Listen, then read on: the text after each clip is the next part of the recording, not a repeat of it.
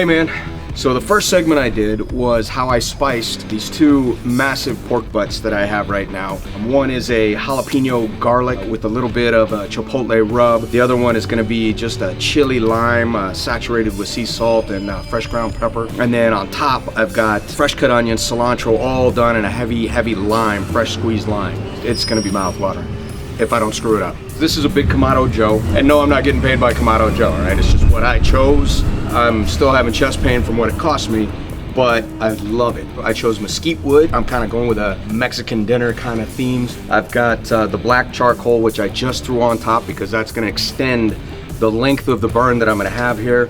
And I've got three mesquite logs in there that have been buried. Those are going good and hot. You almost can't even see the smoke coming off the grill.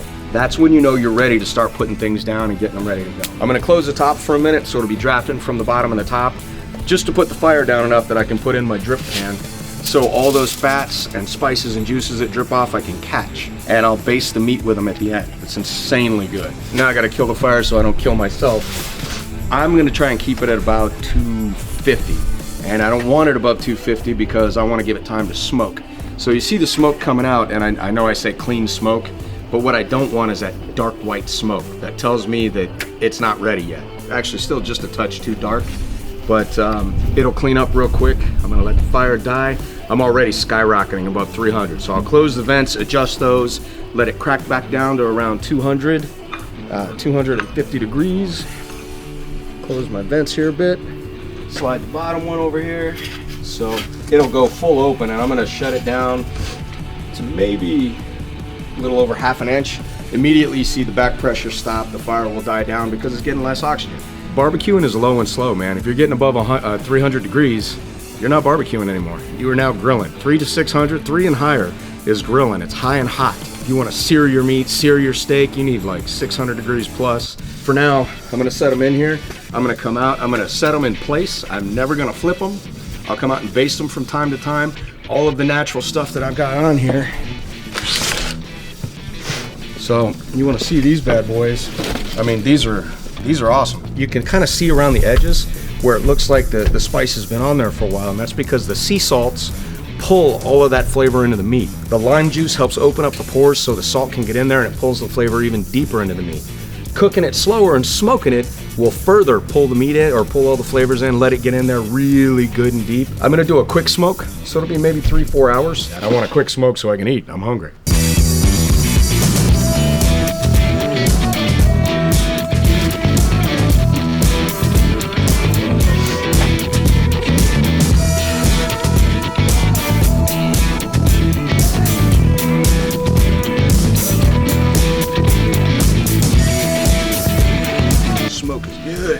When it gets to 165 at the thickest portion of each pork butt, then I know I can pull them off the grill. I don't have to flip them. Every time I flip them, you lose moisture, and it takes flavor from what it is you're cooking. Let me put the top back on here before I burn up my meat, and we'll be good to go. Get that down around 280, and I'm a happy camper. And now the waiting game begins. So here we are. We've had a very exciting grill session, to say the least. I'm out now. I'm gonna check the temp on my pork butts. I'm gonna give it a baste. We're gonna do some meat injection. Step back for a bit, let the thing burp. As you can see, it looks like it's burning, but it's actually not. This is exactly what I want. The onions and cilantro have kind of created a seal. The butter helps to seal it in, which I've already put on there. So what we can do for now is I have my injection. This is a little bit of butter, it's garlic, it's sea salt, and I just go in above the bone. Give it an injection, inject on the way out. A little above here.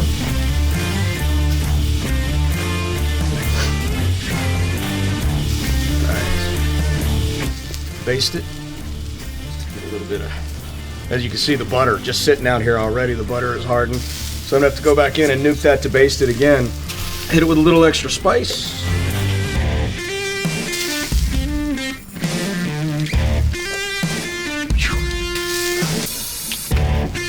Chili lime, little carne asada mix. And you can hear the fat hitting the pan below my drip pan and just getting hot. Don't want to leave the top up for too long because the fire can pick up even more down below. We don't want it to get too hot. Already temp skyrocketing right back up to where it needs to be. We'll be back a little bit later, maybe about time to pull these bad boys off the grill and see how they turned out.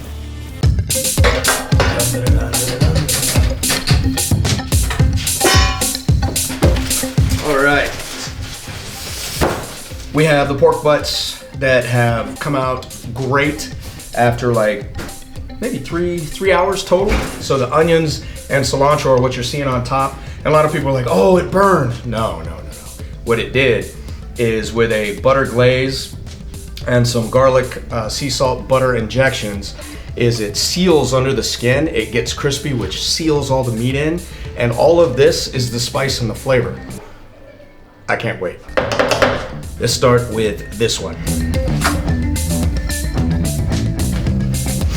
All right, so find a bone. All right, let's start right about here.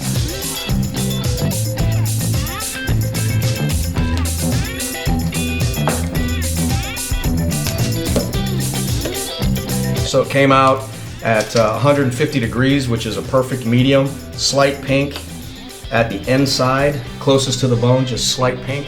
So this is perfect, and you can see the juices pouring off of this. It smells so good. With a stuffy nose, it smells good.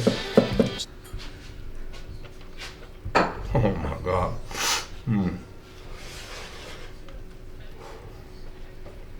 So good. So good. It just melts in my mouth. Then we cut into this other bad boy. Let's see how that one came out real quick. And this was the thicker of the two. So this was the one I was worried about being done correctly. This one, much more even. This will have slightly different flavors. Did a lot of lime basting, lime, butter, garlic, cilantro, fresh onion, which is all this stuff that's caramelized on the top. And I'm really excited to see how this one tastes. I love jalapeno. I doubt the family will eat this bad boy. Let's see what we get. So as you can see, whoo, look at that, baby. Woo-hoo-hoo. Nice light pink in there. Whew, you can see a good portion of the fat rings at the top, which the fat rings and the juices holds all the flavor. This is gonna be, smells of all of the aromas. Amazing. So let's cut a slice here. And let's give this bad boy a try.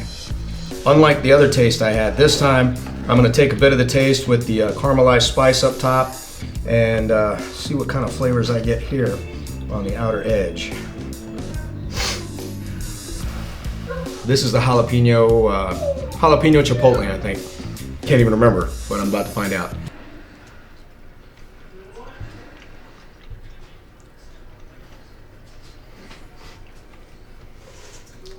If you've never had a mouthgasm, it's because you haven't tried this. Oh my God. I'm so happy. Man, this is how I do it. This is how I do my pork butts. I'll do some briskets. I got some other cooking stuff I can do later this year. But I think the family is about to start throwing knives at me if I don't feed them. So I'm gonna cut it up, get it in some tortillas, add some queso, add some beans, and eat like it's 1999. Because this place is on fire. Talking with my mouth full. Don't look at me with my mouth full. Because I care, right?